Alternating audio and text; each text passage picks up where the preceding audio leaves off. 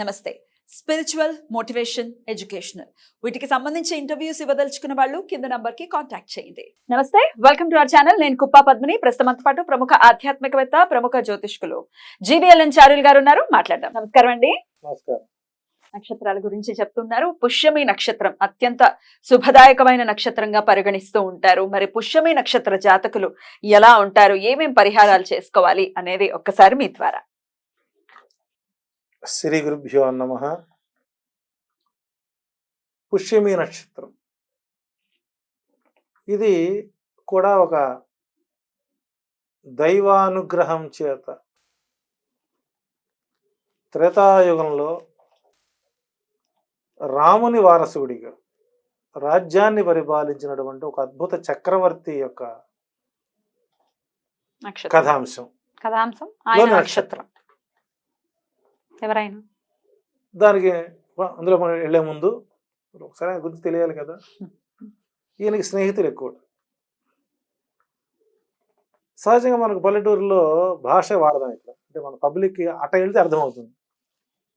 ఏంట్రా మేమ్మ రాముణ్ణి అరణ్యానికి బొమ్మందటగా. అవునరా నిజమే, ఇప్పుడు తెలిసింది. అవును, ఇంతకీ మీ అమ్మకి బుద్ధి ఎలా పుట్టింది? ఆ మందరం వల్ల కాదా? అందరి వల్ల. పాపం ఆమెను ఎందుకంటావురా నువ్వు అని భరతుడు ఉండట. ఏంటి నీకు ఆమంటే అంత ప్రేమ కలుగుతుంది, నువ్వు రాజు అవుతున్నావనా? కాదురా,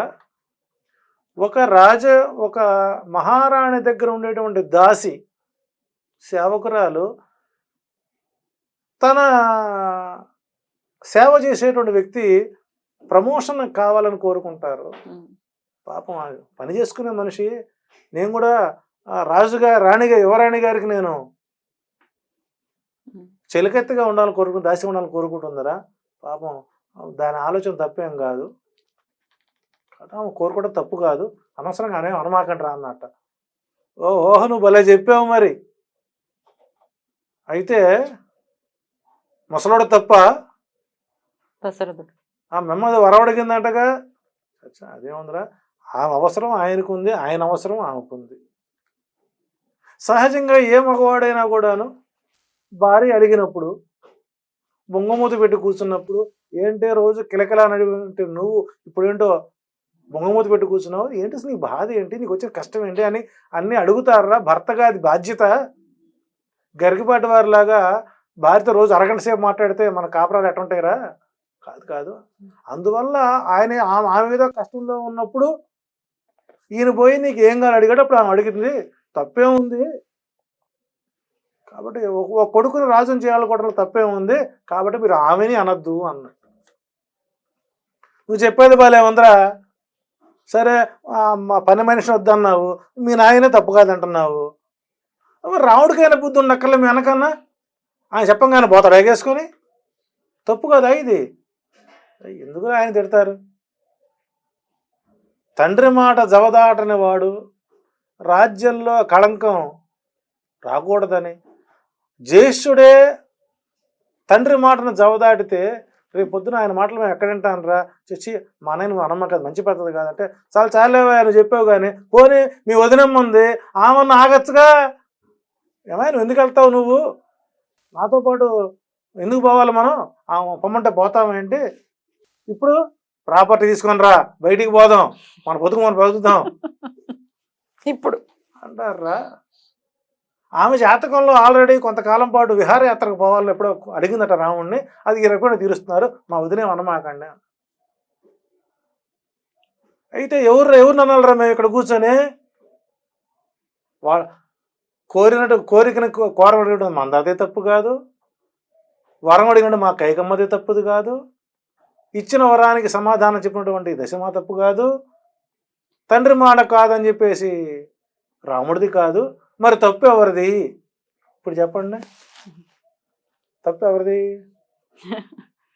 తప్పు ఎవరిది కాదు. ఎవరిది కాదు కదా. అప్పుడు చూతట ఏమీ లేదురా, మా అమ్మ కడుపున పుడతాను నేను తప్పు, నేను ఇంటికి రెండో వాడిని అవడం నా తప్పు, కాబట్టి ఈ తప్పంతా నాది అని తన భుజాన వేసుకున్నటువంటి ఒక గొప్ప భరించిన వాడు భరతుడు. భరతుడు. అటువంటి భరతుడి యొక్క నక్షత్రమే పుష్యమి నక్షత్రం. లక్ష్మణుడు కంటే కూడా అందమైన వాడు. అసలు సౌమిత్రి ఈయనకి పెట్టాలి, సౌమిత్రి బంగారు పోనికి వెళ్ళిన వాడిని ఇతనికి ఉంచాలి. కాబట్టి భరణీన ఈ పునర్వసు పుష్యమి నక్షత్రంలో పుట్టినటువంటి జాతకుడు జీవితంలో ఎప్పుడైనా సరే సప్త సముద్రాల అవతల జీవన ఉపాధి చేయడానికి అవకాశాలు ఎక్కువగా ఉంటాయి. ఈ పునర్వసు నక్షత్రంలో పుట్టినటువంటి జాతకులకి 1వ పాదానికి మాత్రం సామాన్య దోషం ఉంది. దానికి పరిహార మార్గాలు చేసుకోవాల్సిందే. 2వ పాదంలో గనక పగల పుడితే తండ్రికి, రాత్రి పుడితే తల్లికి దోషం. 3వ పాదానికి పగలు పుడితే తండ్రికి, రాత్రి పుడితే తల్లికి దోషం. 4వ పాదానికి సామాన్య దోషం. 1, 4 సామాన్య దోషం. 2, 3 పాదాలప్పుడు వాళ్ళ ఏఎంపిఎంను బట్టి దోషాలు ఉంటాయి. ఈ పునర్వసు నక్షత్ర జాతకులు ఓం కం హ్రీం పుష్యై నమః అనే మంత్రాన్ని 11 సార్లు చదువుకోవడం మంచిది. జీవితంలో ఎప్పుడైనా మీకు అవకాశం వస్తే, ఎక్కడన్నా రాముని కళ్యాణం జరుగుతున్నా, ఏ పేదింటి ఆడపిల్ల పెళ్లికైనా, సామూహిక వివాహాల్లో అయినా సరే ఒక చిన్నం బంగారం దానం చేసుకోవడం మంచిది. ఏదైనా దేవాలయంలో సీతామ్మవారికి సూత్రాలకి దానం చేయడం, బంగారం దానం చేయడం ఉత్తమోత్తమ దానం అని చెప్పచ్చు. ఈ దానం చేసుకుంటే రోజు నిద్ర లేచి ఓం కం హ్రీం పుష్యమి నక్షత్రే నమః అనే పదం అక్కర్లేదు. జీవితంలో ఒక్కసారి ఈ పుష్యమి నక్షత్రంలో పుట్టినటువంటి జాతకుల వివాహాలు ఆలస్యం అవుతాయి. పుష్యమికి పునర్వసుకు కూడా వాళ్ళు కొంత ఆలస్యం అవుతాయి. రామునికి వివాహం జరిగిందే పాపం సుమారు 11 సంవత్సరాలు పెళ్ళయింది ఆయనకి. అప్పటి కాలం ప్రకారం 110 ఏళ్లలో పెళ్ళయింది ఆయనకి. అప్పుడు 11,000 సంవత్సరాలు పరిపాలన చేస్తున్నారు. మహాభారత సంగ్రామంలో కృష్ణుడు రథసారథి ఏ వయసులో వచ్చాడు? 95 సంవత్సరాల వయసులో వచ్చాడు. 95 సంవత్సరాల వయసులో కృష్ణుడు రథసారథి చేశాడు. అప్పటికి అర్జునుడు 93 సంవత్సరాల వయసు. భీష్ముల వారు కురువృద్ధులైతే అప్పటికి పాపం చేశారు. నీకు కరెక్ట్ గా చూడండి, భీష్మాచార్యుడు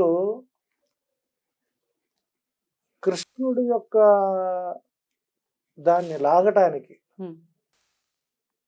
కళ్ళను లాగకుండా కరెక్ట్గా ఆ పట్టునట్టు మధ్య వేలికి గోటికి చర్మానికి మధ్య ఉండే విధంగా బాణం వేశాడు. అంత నేర్పది కట్టడి చేయడం కోసం. అది పుష్యమి నక్షత్రం రోజు జరిగింది. ఇక్కడ పునర్వసు నక్షత్రం, పుష్యమి నక్షత్రం 2 కూడా సైబల్టేనియస్గా ఒకరి కష్టాలు ఒకరు చెప్పుకోవడానికి ఎక్కువ ఉంటే అన్నదమ్ముల మధ్య సఖ్యత ఎక్కువగా ఉంటుంది. సో వివాహాలు వస్తుంది కాబట్టి అలా వివాహాలు ఆలస్యం అవుతున్నటువంటి వారు ఎవరైతే ఉన్నారో వారు సీతా అమ్మవారికి బంగారు సూత్రాలు దానం చేయడం మంచిది. అవి శాశ్వతంగా మెడలో ఉండే విధంగా చేయించండి.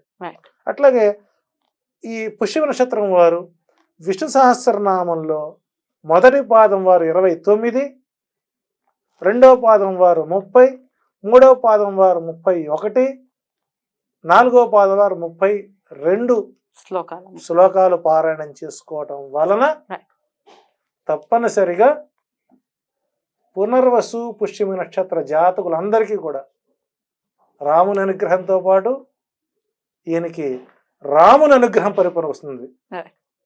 తమ్ముడిని కీర్తిస్తే, తమ్ముడిని పట్టుకుంటే అన్న యొక్క రికమెండేషన్ వస్తుంది, అన్నను పట్టుకుంటే ఐశ్వర్యం వస్తుంది.